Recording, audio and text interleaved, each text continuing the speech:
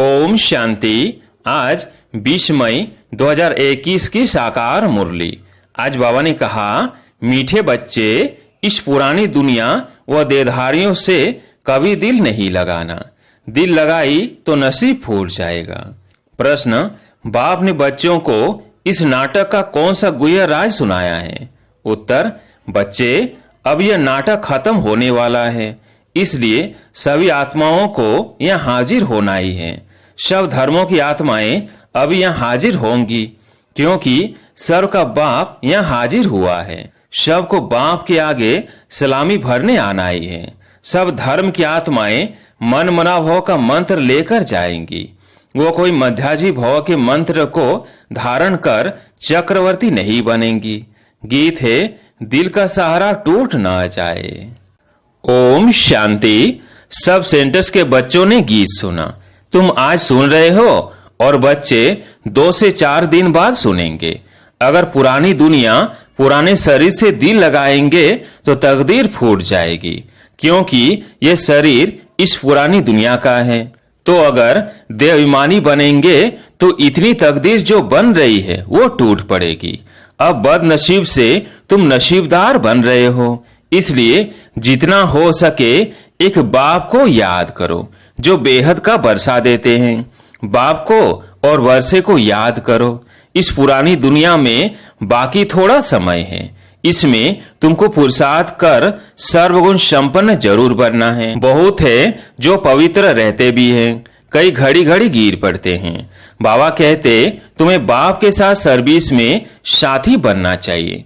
बहुत बड़ी सर्विस है, इतनी सारी दुनिया को पति से पावन बनाना है। ऐसे भी नहीं है सब बाप को मदद करेंगे।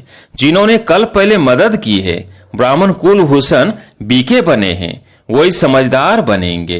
प्रजापिता ब्रह्मा का नाम तो गाया हुआ है। ब्रह्मा के बच्चों को जरूर बीके ही कहेंगे, जरूर पास्ट होकर गए हैं। आदि देव आदि देवी को भी याद करते हैं।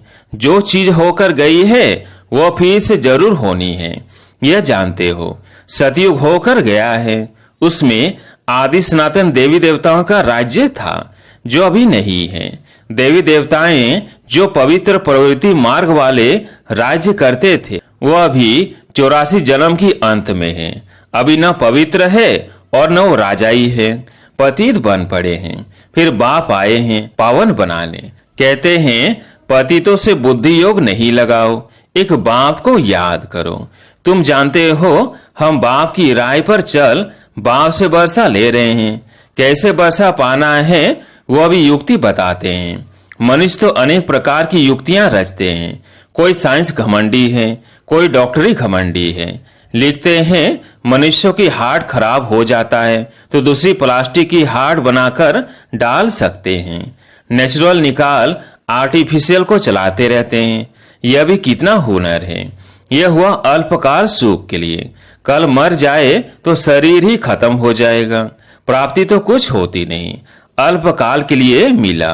साइंस द्वारा बहुत कुछ कमाल कर दिखाते हैं, वह भी अल्पकाल के लिए। यह तो बात ही बिल्कुल न्यारी है। पावन आत्मा 84 जन्म लेते लेते अब पतित बन गई है।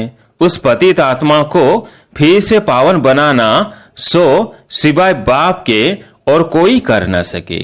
एक का ही गायन है, सर्व का पतित पावन, सर्व का सदगति दाता, सर्व पर दया दृष्टि रखने वाला सर्वोदय लीडर है। मनुष्य अपने को सर्वोदय लीडर कहलाते हैं और सर्व माना उसमें सभी आ जाते हैं। सर्व पर दया करने वाला तो एक ही बाप गाया जाता है, जिसको रहम दिल ब्लिसफुल कहते हैं। बाकी मनुष्य सर्व पर क्या दया कर सकेंगे? अपने पर ही नहीं कर सकते तो औरों पर क्या करेंगे? यह दया करते हैं अल्पकाल की। नाम कितने बड़े बड़े रख दिए हैं। अब बाप कहते हैं तुमको कितनी सहज युक्ति बताता हूँ एवर हेल्दी एवर वेल्दी बनने की।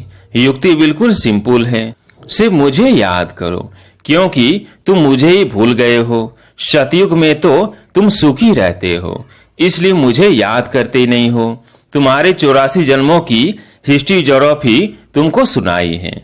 तुम ऐसे राज्य करते थे, सदा सुखी थे। फिर दिन प्रतिदिन उतरते उतरते तमो प्रधान दुखी पतित बन गए हो। अरे बाप, फिर से तुम बच्चों को कल्प पहले मुआफिक वर्षा दे रहे हैं, जो कल्प कल्प आकर वर्षा लेते हैं, श्रीमत पर चलते हैं। श्रीमत है ही बाप दादा की हिम्मत, उनके सिवाय श्रीमत कहां से मिले। बाप कहते हैं तुम विचार करो, यह हुनर कोई में है नहीं। किसको विश्व का मालिक बनाना, उसकी युक्ति बाप ही बताते हैं। कहते हैं इसके सिवाय और कोई उपाय नहीं। पतित पावन बाप ही नॉलेज देते हैं ऊंच पद पाने के लिए। ऐसे नहीं सिर्फ सृष्टि चक्र जानने से तुम पवित्र बन जाएंगे। बाप कहते हैं मुझे याद करो, इस योग अग्नि से तुम्हारे पापों का घड़ा जो भरा हुआ है वह खत्म हो जाएगा। बाप कहते हैं तुम ही 84 जन्म लेते लेते बहुत पतित बने हो। आजकल तो फिर खुद को शिवोहम तत्तम कह देते हैं, या तो फिर कहते तुम परमात्मा के रूप हो। आत्मा सो परमात्मा। अब बाप आए हैं, तुम जानते हो शिव बाबा की याद दिलानी पड़े। सर्व का सदगति दाता एक परम पिता परमात्मा ही है। शिव के मंदिर अलग बनते हैं, शंकर का रूप ही अलग है, प्रदर्शनी में भी दिखाना होता है। शिव निराकार, शंकर आकारी है। कृष्ण तो फिर साकार में है, साथ में राधे दिखाना ठीक है। तो सिद्ध होता है कि यही फिर लक्ष्मी नारायण बनते हैं। कृष्ण तो द्वापर में गीता सुनाने आते ही नहीं हैं, पतित होते हैं। पतित होते हैं कलयुग अंत में, पावन होते हैं। सतयुग में तो जरूर संगम पर आएंगे, ये बाप ही जानते हैं। वही त्रिकालदर्शी है। कृष्ण को त्रिकालदर्शी नहीं कहा जाता, वह थोड़ी तीनों कालों का ज्ञान सुना सकते हैं। उनको सृष्टि के आदि मध्य अंत का ज्ञान ही नहीं है। कहते हैं छोटा बच्चा है। देवी प्रिंस प्रिंसेस कॉलेज में पढ़ने जाते हैं। आगे यहाँ भी प्रिंस प्रिंसेस कॉलेज थे, अभी मिक्स हो गए हैं। कृष्ण प्रिंस था और भी प्रिंस प्रिंसेस होंगे, इकट्ठे पढ़ते होंगे। वहां तो है ही वाइसलेस दुनिया। एक शिव बाबा ही सर्व का सदगति दाता है। मनुष्य सर्व के सदगति दाता हो नहीं सकते। बाप ही आकर सर्व को मुक्ति, जीवन मुक्ति देते हैं। यह भी समझाया जाता है देवताओं के राज्य में और कोई धर्म नहीं था। वो तो आई है आधा में, तो सतयुग में हो कह सकते हैं। वो है ही हठ योगी, निवृत्ति मार्ग के। वो राजयोग तो समझ नहीं सकते। यह राजयोग है प्रवृत्ति मार्ग वालों के लिए। भारत पवित्र प्रवृत्ति मार्ग में था, अब कलयुग में पतित प्रवृत्ति मार्ग वाले हो गए हो। भगवानुवाच मामेकम याद करो। पुरानी दुनिया अथवा देह के संबंधों से दिल लगाएंगे तो तकदीर फूट जाएगी। बहुतों की तकदीर फूट जाती है। कोई अकर्तव्य किया होगा तो पिछाड़ी में वो सब सामने आ जाएगा, साक्षात्कार होगा। कई बच्चे छिपाते बहुत हैं। इस जन्म में किए हुए पाप कर्म बाप को सुनाने से आधा सजा छूट जाएगी, परंतु लज्जा के मारे सुनाते नहीं हैं। गंदे काम तो बहुत करते हैं, बुद्धि में याद तो रहता है, बताने से छूट जाएंगे। यह अविनाशी सर्जन है। बीमारी लज्जा के कारण सर्जन को नहीं बताएंगे तो छूटेगी कैसे। कोई विकर्म किए हैं तो बताने से आधा माफ हो जाएगा, न बताने से वो वृद्धि होती जाएगी, जास्ती फंसते जाएंगे। फिर तकदीर खत्म हो, बदकिस्मती आ जाएगी। बाप कहते हैं देह से भी संबंध न रखो, हमेशा मामेकम याद करते रहो, फिर कोई गंदा काम नहीं होगा। यह धर्मराज भी है, उनसे भी छिपाते रहेंगे तो फिर तुम्हारे जैसी सजा कोई को नहीं मिलेगी। जितना समय नजदीक होगा सबको साक्षात्कार होता जाएगा। अभी सब की क्यामत का समय है, सब पतित हैं। पापों का दंड जरूर मिलता है। जैसे एक सेकंड में जीवन मुक्ति मिलती है, वैसे एक सेकंड में सजाओं की भाषणा ऐसे आती है जैसे बहुत समय से सजाएं खाता ही रहता हूँ। यह बड़ी सूक्ष्म मशीनरी है। सबके क्यामत का समय है, सजा भोगनी तो है जरूर। फिर सब आत्माएं पवित्र होकर जाती है। बाप ही आकर पतित आत्माओं को पावन बनाते हैं। बाप के सिवाय और कोई की ताकत नहीं। 63 जन्म पाप करते करते अभी तुम्हारे पापों का घड़ा आकर भरा है। माया का ग्रहण सबको लगा हुआ है, बड़ा ग्रहण तुम पर लगा है। सर्वगुण संपन्न तुम थे, फिर ग्रहण तुम पर लगा है, ज्ञान भी अभी तुम बच्चों को मिला है। बाप बताते हैं तुम भारत के मालिक थे, फिर 84 जन्म तुमने भोगे हैं। कैसा सीधा बताते हैं कि तुम बरोबर देवी देवता धर्म वाले थे, फिर पतित होने के कारण हिंदू कहला दिया है। हिंदू धर्म तो कोई न स्थापन किया ही नहीं है। मठ पंथ को डिनास्टी नहीं कहेंगे, डिनास्टी राजाओं की होती है। लक्ष्मी नारायण देव फर्स्ट, सेकंड, थर्ड ऐसे राजाई चलती है, यह भी जरूर है। पावन से पतित बनना ही है। पतित होने के कारण देवी देवता कहला नहीं सकते हैं। तुम समझते हो हम पूज्य आदि सनातन देवी देवता धर्म के थे, अपने धर्म के चित्रों को ही पूजते हैं। सिर्फ यह भूल गए हैं हम ही पूज्य देवी देवता थे, अब पुजारी बने हैं। अभी तुम समझते हो बाप ने बरसा दिया था, फिर पतित बने हैं, तो अपने ही चित्रों की बैठ पूजा की है। आप ही पूज्य, आप ही पुजारी, ये सिवाय भारत के और कोई को नहीं कहेंगे। बाबा भी भारत में ही आकर ज्ञान देते हैं, फीस और देवता बनाने के लिए। बाकी सब हिसाब किताब चुकतू कर वापिस चले जाएंगे। आत्माएं सब बाप को पुकारती रहती है, ओ गॉड फादर। यह भी समझने की बात है, इस समय तुमको 3 बाप है, एक शिव बाबा, दूसरा लौकिक बाप और यह अलौकिक बाप प्रजापिता ब्रह्मा। बाकी सबको 2 बाप है, बाकी सबको 2 बाप है, लौकिक और पारलौकिक। सतयुग में सिर्फ एक ही लौकिक बाप होता है, पारलौकिक बाप को जानते ही नहीं। वहां तो है ही सुख, फिर पारलौकिक बाप को याद क्यों करें।